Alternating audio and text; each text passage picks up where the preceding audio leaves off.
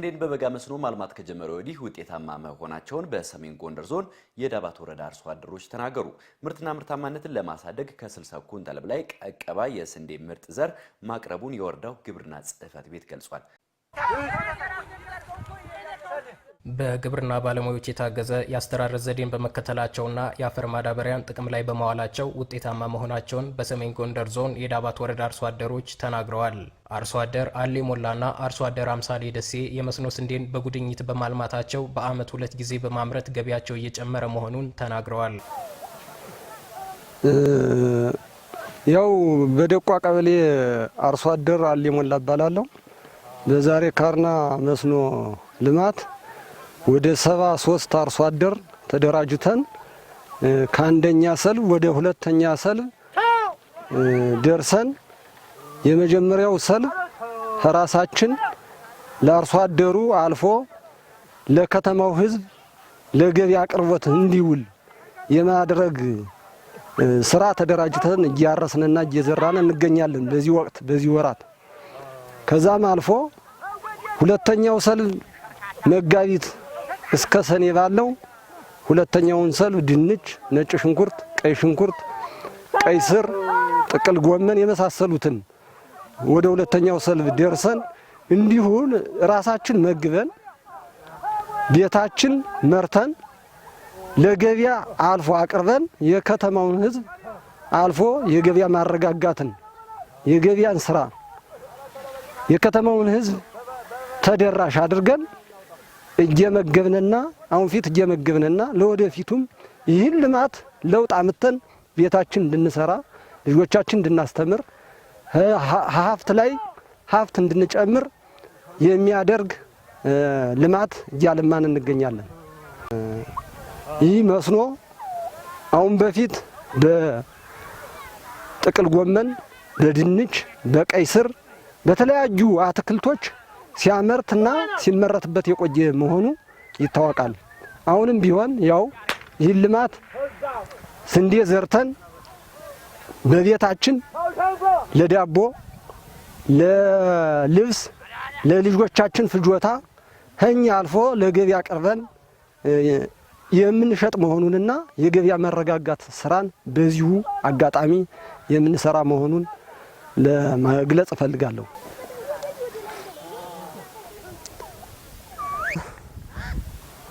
አምሳሌ ደስ ይባላልው ደቋ ቀበሌ ነው የምኖረው። ከዚህ አካባቢ መስኖ ሁሉ ጊዜ ተጠቃሚ ነኝ። ከመጀመሪያው ከልጅነት የጀምሮ ተጠቀማለሁ። ስንጠቀም ስናውቀው ድሮ በባህል በልምድ ነበር የምንዘራ። አብዛኛውን በልጋና ሽንኩርት የተለያዩ ነገሮች እንዘራ ነበር። አሁን ግን ደግሞ ወደዚህ ቢያንስ ከ2005 ወደዚህ እየዘራ ነው ያለነ የተለያዩ ነገሮች ገብስ ዘርተን እዚህ አካባቢ ቆንጆ ምርት አግኝተን ነበር። በሰዓቱ በመጀመሪያ ጊዜ መሬቱም አዲስ ነበረ። ጥሩ የሆነ ገብስ ምርት እዚህ አካባቢ አምርተናል። ከዛ በሁለተኛ ደረጃም ስንዴ፣ ድንች የተለያየ የግብርና ምርጥ ዘር ከዩኒቨርሲቲ መጥቶ መሬት ተከራይተው እዚህ አካባቢ ብዙ ምርት ድንች ተገንቶበታል። በዛን ሰዓትም መሬት አከራይቼ ነበር እኔ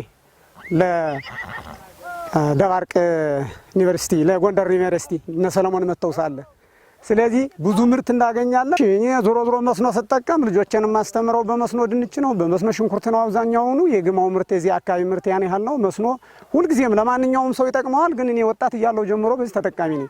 በሽንኩርት በድንች በተለያየ ነገር ልጆቼም የተለያዩ ልጆቼን ማስተምራለሁ። በሙያ ያሉ መምህራኖችም አሉ፣ ጨርሰውም ስራ አጣሉ።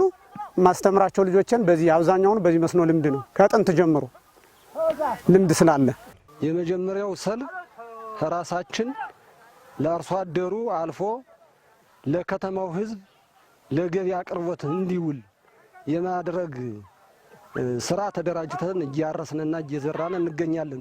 በወረዳው በዘንድሮ የበጋ መስኖ ልማት ከ240 ሄክታር በላይ መሬት በበጋ መስኖ ስንዴ ለመሸፈን አቅደው 163 ሄክታር መሬት በዘር መሸፈናቸውን የዳባት ወረዳ ግብርና ጽሕፈት ቤት ኃላፊ አቶ ሸቱ ሲሳይ ተናግረዋል። መልካም ሻ አመሰግናለሁ።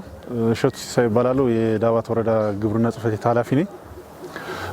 በዛሬው የመስኖ ተግባራት እንቅስቃሴያችን መጀመሪያ ላይ የበጋ መስኖ ልማትን ለማከናወን የቅድመ ዝግጅት ተግባራት የሰራንበት ዋና ዓላማ የተደረገበት የአርሶ አደሩና የቀበሌ አመራሩን የወረዳ ባለሙያ የሚመለከታቸውን እንትን የንቅናቄ መድረክን የተካሄደ አጋር አካላቶችን በመጨመር እና ጥቅል የወረዳ አመራሩ በጋራ በማድረግ የንቅናቄ መድረክ ተሰጥቶ የንቅናቄ መድረክ ከሰጠነ በኋላ ወደ ተግባር እንድንገባ ነው ያስደረግነ። እንግዲህ እንደ ወረዳችን በዚህ ዓመት የበጋ መስኖ ልማት 240 ሄክታር መሬት እቅድ ተሰጥቶናል። ከዚህ ውስጥ እስካሁን የለየነው 171 ሄክታር ማሳ ለይተናል። ከ171 ሄክታር መሬት ደግሞ 163 ሄክታር መሬት በዘር መሸፈን ችለናል። ከዚህ ውስጥ 111.5 ሄክታሩን በአካባቢ ዘር የተሸፈነበት ሁኔታ ነው ያለ። 48 ሄክታር ደግሞ ምርጥ ዘር ሲደመር መዳበሪያ የሸፈነበት ሁኔታ አለ። በጥቅሉ ይህን ግብዓት ስንጠቀም በዚህ ዓመት የመዳበሪያ እንትን እስካሁን ለበጋ መስኖ ከተጠቀምነው ዳፕ 120 ኩንታል ዳፕ ተጠቅመናል። እንደገና ደግሞ ዩሪያ 38.5 ኩንታል ዩሪያ ተጠቅመናል። በዚህ አጋጣሚ የተጠቀምንበት እንትን የግብዓት እጥረት አለ። በተለይ የዩሪያ እጥረት አለ። እንደ ወረዳም እንደ ዞንም የዩሪያ እጥረት ስላለ ለቀጣይም የግብዓት አክሰሱ ከዞን ጋር እየተነጋገርን ግብዓቱ የሚቀርብበት ሁኔታ እየተመቻቸ ነው ያለ። ከ60 ኩንታል በላይ ቀቀባ የስንዴ ምርጥ ዘር በመጠቀም የበጋ መስኖ ስንዴ ልማትን ውጤታማ ለማድረግ እየሰሩ መሆናቸውን ኃላፊው ገልጸዋል። የምርጥ ዘር እጥረት አለ። የምርጥ ዘር እጥረት አለ። አካባቢው ተጨባጭ የሆኑ እንደኛ አካባቢ የምንዘራቸው እንትኖች ዳንፌ ነው። ዳንፌ ደግሞ በዚህ ዓመት እጥረት አለ። ግን እኛ እስካሁን የተጠቀምነው ዝርያ ቀቀባ የሚባል ዝርያ ምርጥ ዘር ዝርያ አቅርበናል። እሱን ተጠቅመናል። 60 ኩንታል ቀቀባ ምርጥ ዘር ስንዴ አቅርበን ሙሉ በሙሉ የተሸፈነበት ሁኔታ አለ።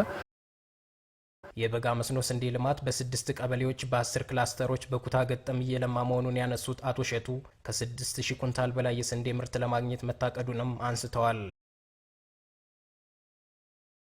እንግዲህ ይህን የበጋ መስኖ እንትን እንደ ወረዳችን በ6 ቀበሌዎች ነው ውጤታማ ለማድረግ እየሰራን ያለ። ከ6 ቀበሌዎች ደግሞ በ10 ክላስተር ነው። ስለዚህ ሙሉ አርሶ አደሩ በክላስተር ኩታ ገጠም በመሆን ስራው ተግባራዊ ሆኖ ወደ ስራ የጀመርንበት ምዕራፍ ነው። በተሻለ ደግሞ ልዩ ትኩረት ከበጋ መስኖ ጋር አያይዘ የምንሰራው ምርትና ምርታማነትን ለመጨመርና አርሶ አደሩ በአመት 2ና ከ3 እንዲያመርት ዋና መነሻ አድርገን ከመስከረም ወር መጨረሻ ጀምረን ለመስኖ ተግባራት ቅድመ ዝግጅት ያከናወንበት ተግባር ስለሆነ አሁን እንደ ወረዳችን ከእቅዳችን ገና አልደረስንም። ግን በይበልጥ ሰሞኑን ደግሞ በዚህ ወር ውስጥ ባሉት 15 ቀናት ውስጥ የተሻለ ስራ ሰርተን እቅዳችን አችብ እናደርጋለን ብለን እናስባለን። እናመሰግናለን። እንደው ምን ያክል ምርት ይገኛል ተብሎ ይጠበቃል? መስኖ ልማት እንግዲህ በሄክታር ካለን ተጨባጭ ሁኔታ በሄክታር 28 ኩንታል ፐር እናገኛለን ብለን እናስባለን።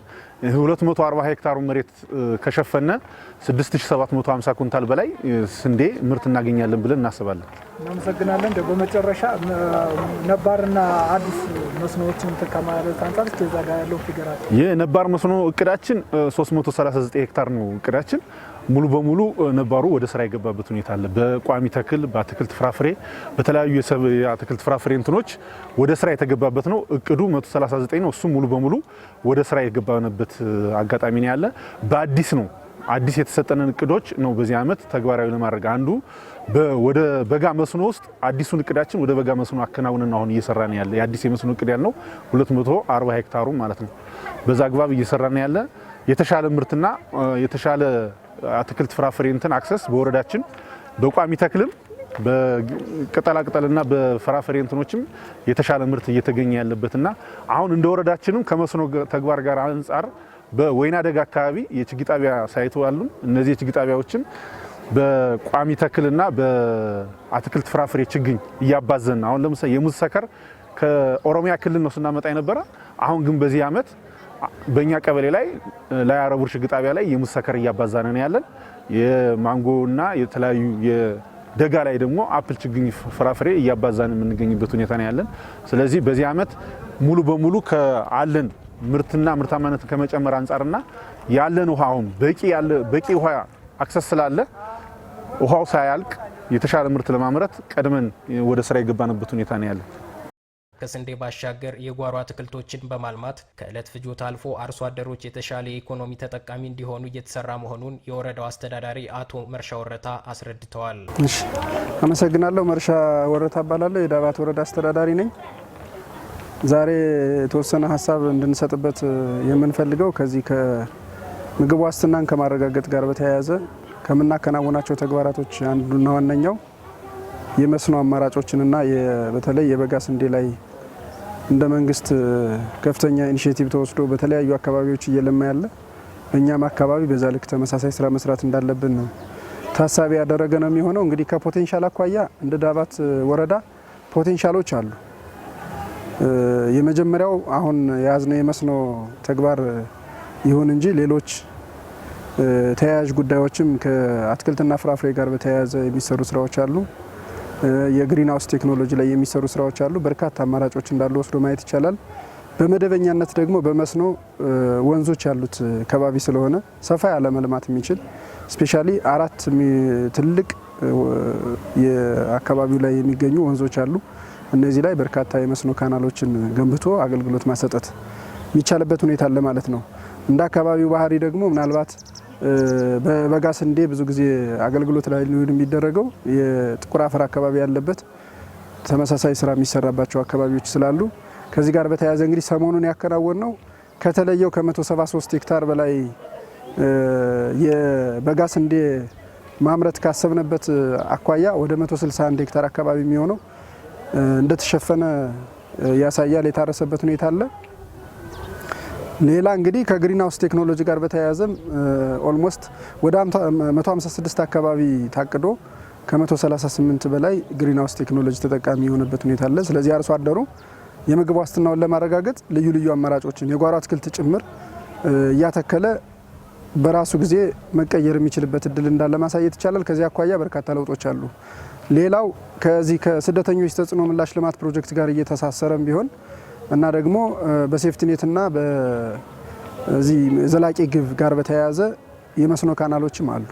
በባለፈው ዓመት ያስመረቅናቸው 3 የመስኖ ካናሎች አሉ፣ መካከለኛም አነስተኛም። በዚህ ዓመት ደግሞ ወደ ስራ የሚገቡ ባለፈው በተለያየ ምክንያት ቆመው የቆዩ ትልቅ የመስኖ ካናሎች አሉ። እነሱንም ጭምር እየገነባን በቆላማው አካባቢ እንደየባህሪው በአትክልትና ፍራፍሬና በመሰል ጉዳዮች ላይ ሰፋ ያለ ስራ እንዲሰራ የማድረግ አሁን የጀመርነውን በ6 ቀበሌ ወደ 10 ክላስተር አካባቢ የተጀመረው የስንዴ ማሳ ደግሞ ውጤታማ እንዲሆን የማድረግ ስራ ከተሰራ በአንድም በሌላም የምግብ ዋስትና የማረጋገጥ ሂደቱ የተጠናከረ ይሆናል የሚለው ሀሳብ መወሰድ መቻል አለበት ብዬ አስባለሁ። ከዛ በዘለለ ምናልባት ከዚህ ጋር በተያያዘ የገጠመን ነገር ምንድነው? ከአቅርቦት ጋር በተያያዘ ስፔሻሊ ከዘር አቅርቦት ጋር በተያያዘ ችግሮች አሉ። አሁንም የግብዓት አጠቃቀሙን ስናይ በርካታ ወደ 138 አካባቢ የሚደርስ ኩንታል በዩሪያም በዳፕም አገልግሎት ላይ እንደዋለ ያሳያል። ነገር ግን ዘር እጥረት ባለፈውም ነበር፣ አሁንም አለ። ባለፈው ለምሳሌ ወደ 120 አካባቢ ሄክታር መሬት በመደበኛው ማለት ነው ስንዴ ስናለማ የግብዓት እጥረት ነበር። ቀድመን ነው እሱን ለመውሰድ የሞከር ነው። በዚህ ዓመትም በተመሳሳይ ለመውሰድ ሞክረናል ምርቱ ከተገኘበት አካባቢ።